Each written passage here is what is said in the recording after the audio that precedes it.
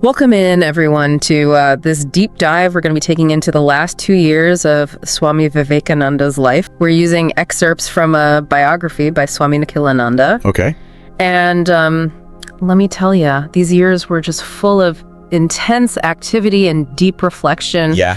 I mean, get ready for a journey through like dramatic returns, surprising encounters. Right. And the kind of wisdom that I think still resonates today. Oh, absolutely. Yeah. I think what we'll uncover in these final years is a man grappling with some of life's biggest questions. Yeah.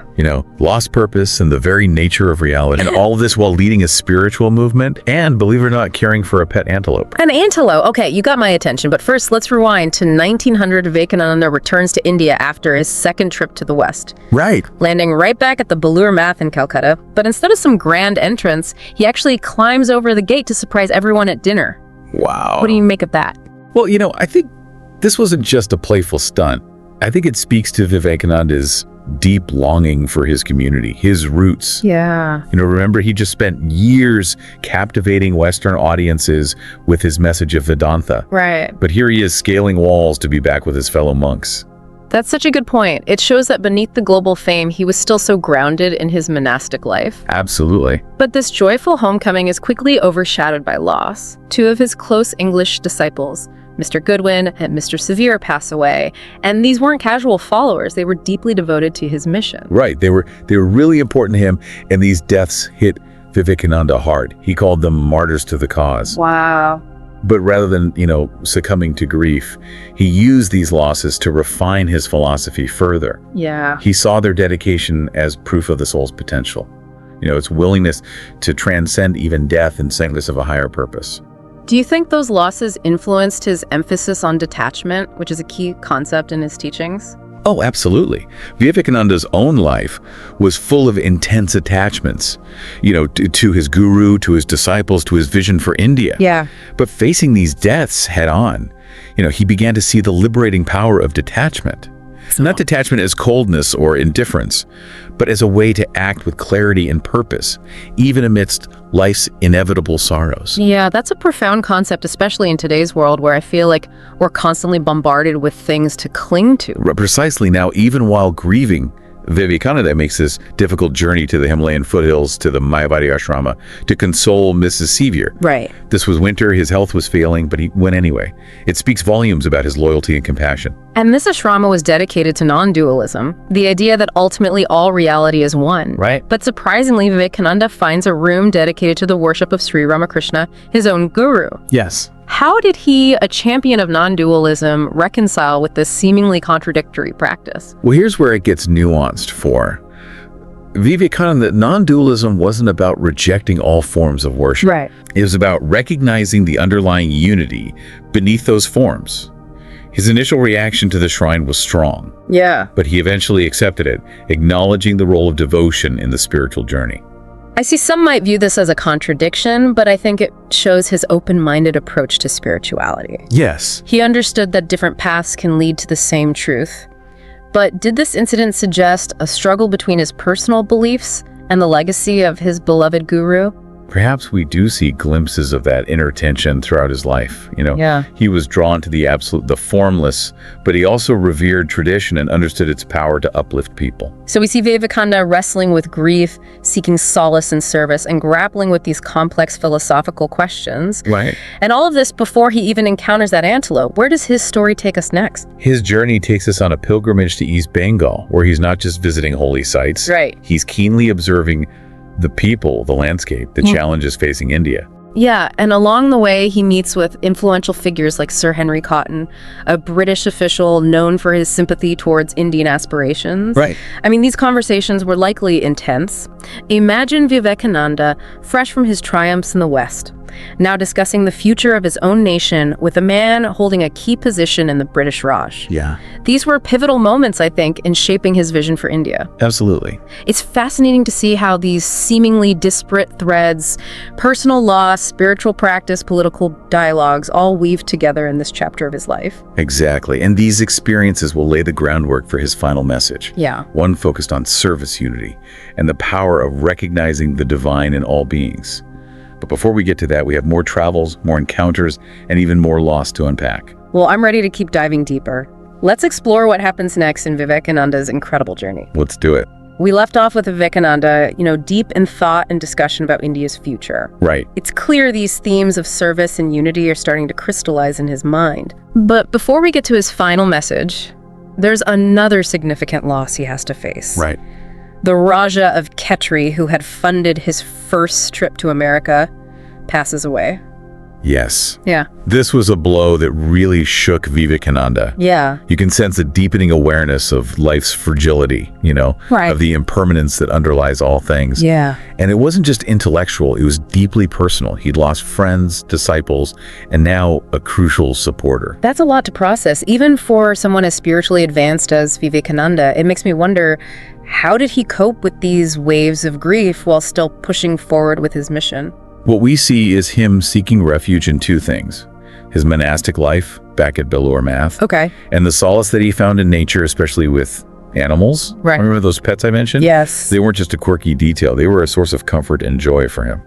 Okay, tell me more about this dog, goat, and antelope combo. It's not your typical household, even for a spiritual leader. Exactly. There's a wonderful anecdote where he's about to milk his pet goat, Hansi, and he actually asks her permission first. Really? It's a small gesture, but it reveals his deep empathy and respect for all creatures. Aw, that's so endearing.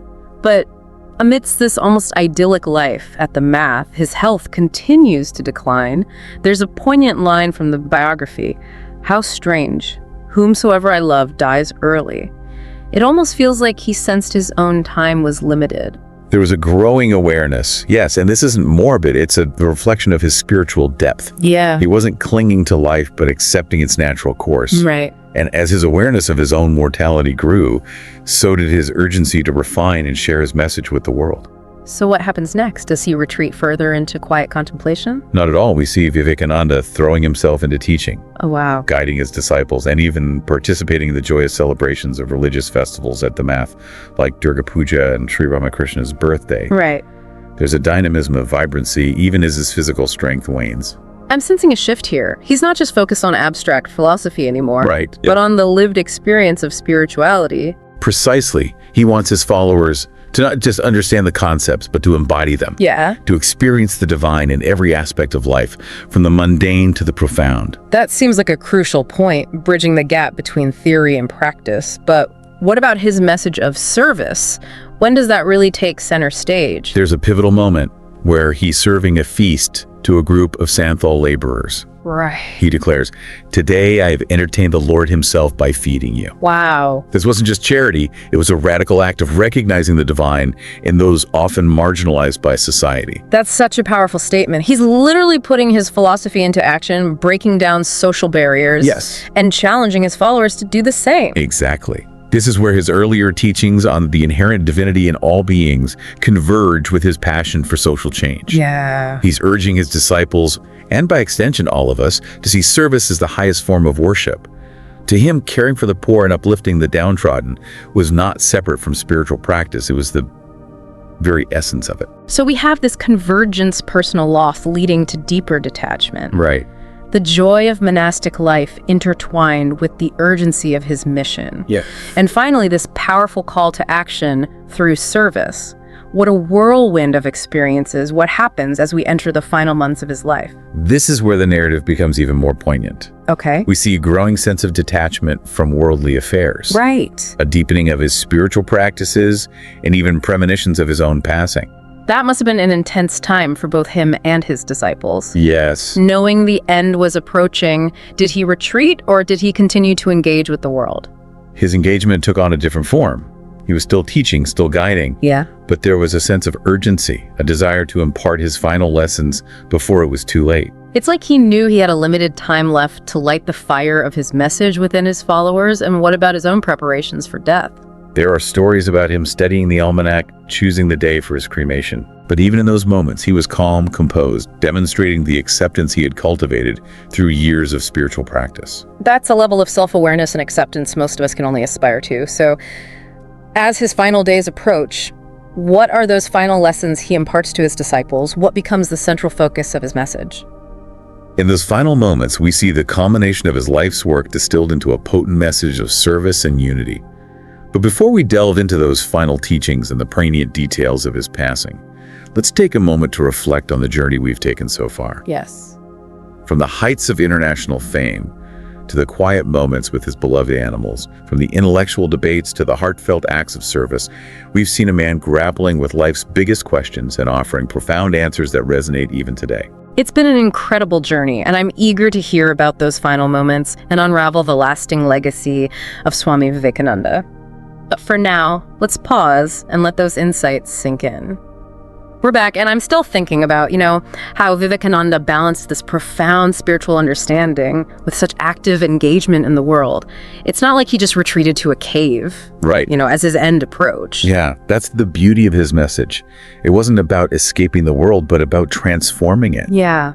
And that transformation began with recognizing the divinity within every being, regardless of social standing or circumstance. And he demonstrated that so powerfully in his own life, from serving those Santhal laborers to advocating for the upliftment of the masses.